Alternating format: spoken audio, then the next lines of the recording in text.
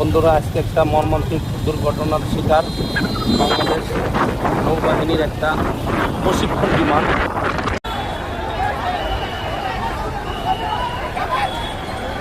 এই যে milestone college, এই কলেজেই দুর্ঘটনা ঘটছে।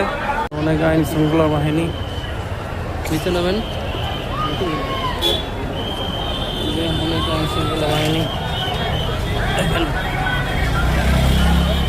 আইন শৃঙ্খলা বাহিনী মানুষের লোকালয়, কত মানুষ যাওয়াই যাচ্ছে না মানুষের জন্য। দেখতেই পাচ্ছেন অনেক ধরনের মানুষ, হাজার হাজার।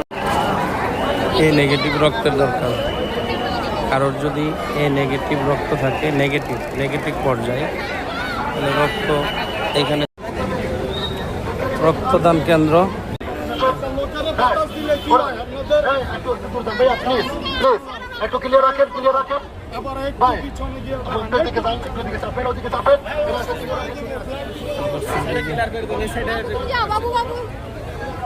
মানুষের রক্ত নেওয়া হচ্ছে, স্বেচ্ছায় রক্তদান।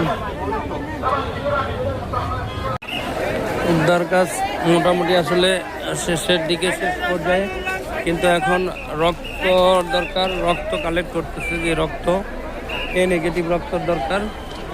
এখানে অনেক শত শত স্বেচ্ছাসেবক আছে।